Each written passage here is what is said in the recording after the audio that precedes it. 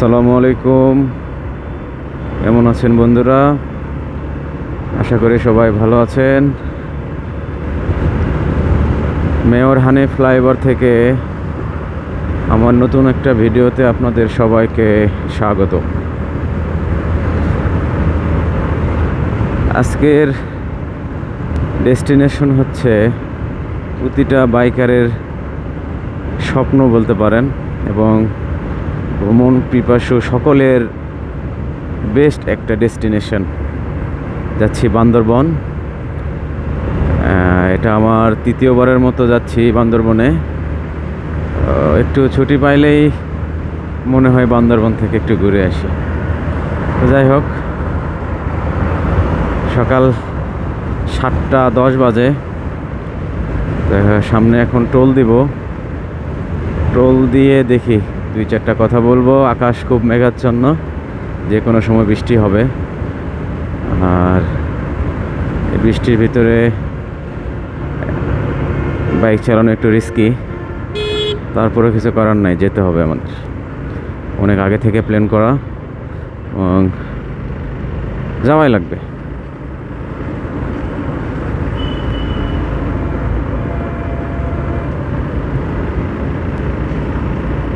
টোলটা দেই।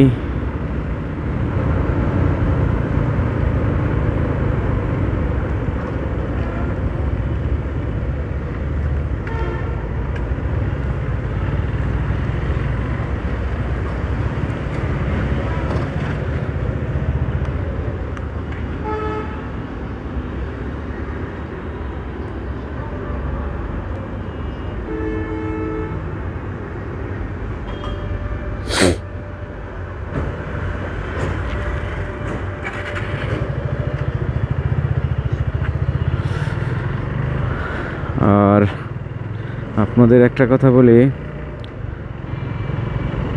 টোল দিলে অবশ্যই রিসিট নেবেন।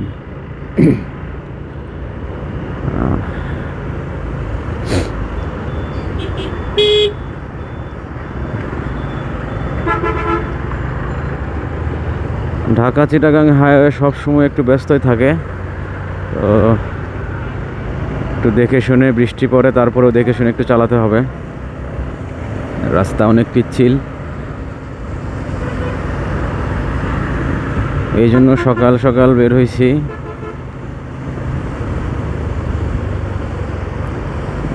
দেখা যাক কি অবস্থা হয়। আকাশ ওয়েদার রিপোর্টও দেখলাম যে বৃষ্টি হবে, পুরো বাংলাদেশে বৃষ্টি হবে, কম বেশি সব জায়গাতেই। তো সেই রকম প্রস্তুতি নিয়েই বের হয়েছি।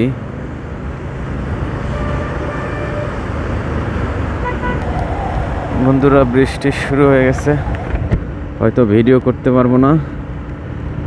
তো বৃষ্টি কমলে দেন আবার আপনাদের সামনে হাজির হব। মেঘনা গোমতী সেতু পার হয়েছি, এখন দাউদকান্দিতে নাস্তা করলাম। নাস্তা করে তো দাউদকান্দি থেকে রওনা দিছি। শহরের কোলাহল ছেড়ে এখন একটু প্রশান্তির বাতাস। কিন্তু ঢাকা চিটাগাং হাইওয়েতে মনে করেন গাড়ির হর্ন আর এই উল্টো পথের গাড়ি একদম একটা বিরক্তিকর ব্যাপার।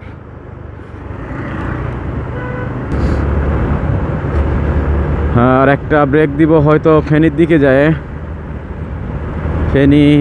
ফেনী বা আপনার মিরসরাইয়ের দিকে যায়, একটা চা বিরতি দিব, দিয়ে তারপরে বাইজিৎ লিং রোড দিয়ে ঢুকবো।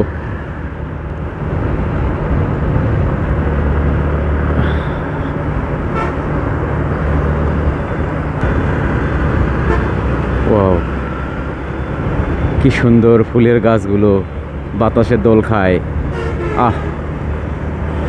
এই একটা প্রশান্তি, এই একটা শান্তি।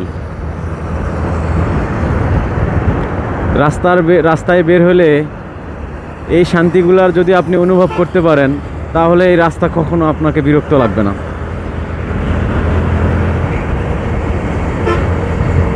প্রকৃতির মাঝে সবসময় নিজেকে বিলিয়ে দিতে হয়, তাহলে প্রকৃতির প্রকৃত স্বাদ নেওয়া যায়। তো এর থেকে আরও এক্সট্রিম কিছু আমাদের জন্য অপেক্ষা করছে। বান্দরবন।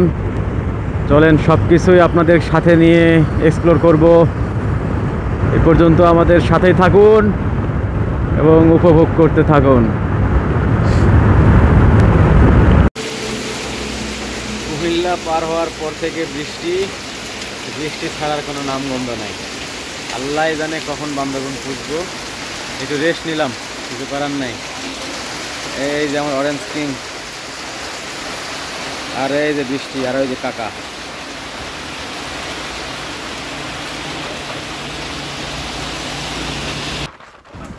বৃষ্টির মধ্যেও এখন ক্যামেরাটা না বের করে পারলাম না, কারণ এখন আছি বায়েজিৎ লিংক রোডে। এই রাস্তা শুধু বাইকারদের জন্য রাস্তা না, এটা একটা অ্যাডভেঞ্চার। শহরের ভেতরে পাহাড়ি অনুভূতি পাওয়া যায়, দুই পাশে পাহাড়, মাঝখান দিয়ে রাস্তা, মানে সিনেমেটিক ভিউ। একটা মনোমুগ্ধকর একটা রোড, কি সুন্দর। সেনাবাহিনী পাহাড় কেটে মাঝখান দিয়ে রাস্তাটা করছে, মানে অসম্ভব সুন্দর, কিছু বলার নাই এক কথায়।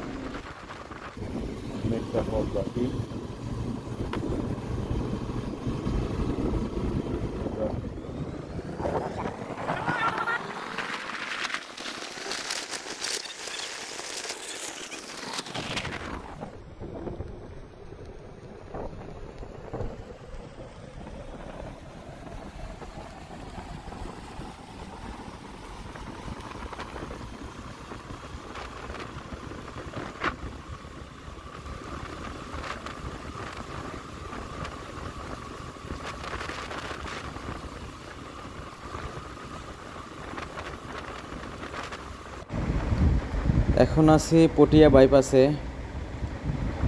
এখান থেকে ক্যামেরাটা চালু করলাম। এখন সোজা যাব আমরা কেরানীহাটে। ওখানে গিয়ে আমরা দুপুরের খাবার খাবো।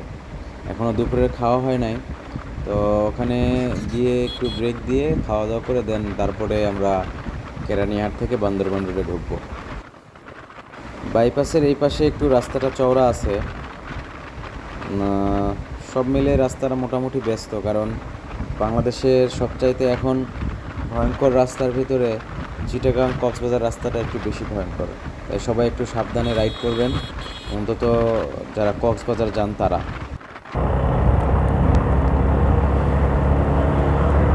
কেরানীহাট থেকে বান্দরবান রোডে ঢুকে পড়ছি, যদিও বৃষ্টির কারণে ক্যামেরা অফ, তারপরও চালু করলাম যেহেতু বান্দরবনের ভিতরে ঢুকছি। বান্দরবনের এখান থেকে 20 কিলোমিটার, কেরানীহাট থেকে হচ্ছে 22 কিলোমিটার, 2 কিলোমিটার চলে আসছি। বৃষ্টি যদিও পড়তেছে, তারপরেও ক্যামেরা বের করছি। এখন বিজিবি এরিয়ায় ঢুকছি, এখন ভিডিও করা তো নিষেধ, তারপরেও ক্যামেরা যেহেতু চলতেছে, দেখা যাক কি হয়।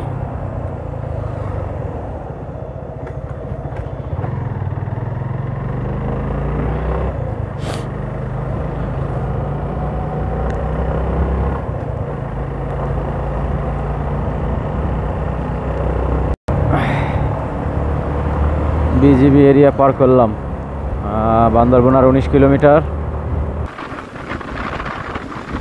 সাপের মতো আঁকাবাঁকা পাহাড়ি রাস্তার ভাইব চলে এসছে, আর অল্প কিছুক্ষণের ভিতরে আমরা বান্দরবান শহরের ভিতরে ঢুকবো।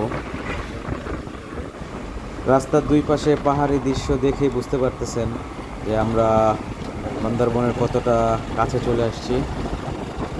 মনে হচ্ছে পাহাড় আমাকে ডাকছে। এইরকম পাহাড়ি রাস্তায় বাইক চালানোর আনন্দটা একেবারে অন্যরকম।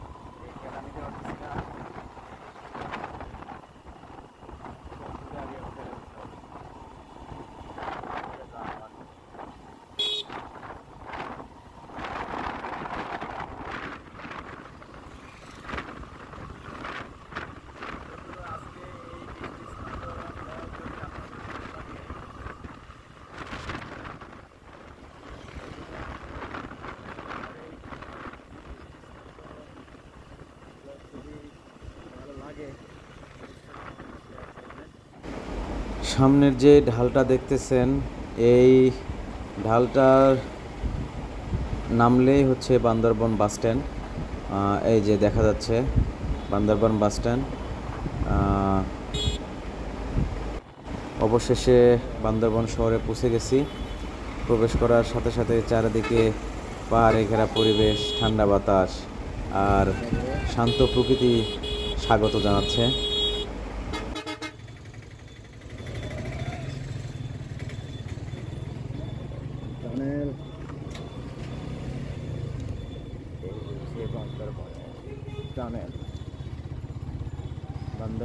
বান্দরবন সত্যি ভ্রমণ পিপাসুদের জন্য এক স্বপ্নের জায়গা। আপনাদের সাথে এই ভ্রমণটি শেয়ার করতে পেরে আমার ভীষণ ভালো লাগলো। সামনে আরও পাহাড়ি কিছু ট্রিপ নিয়ে হাজির হব। সাথে থাকবেন, অনুপ্রেরণা দিবেন অবশ্যই। আর সবাই দোয়া করবেন আমার জন্য। আপনারা সবাই ভালো থাকবেন। আল্লাহ হাফেজ।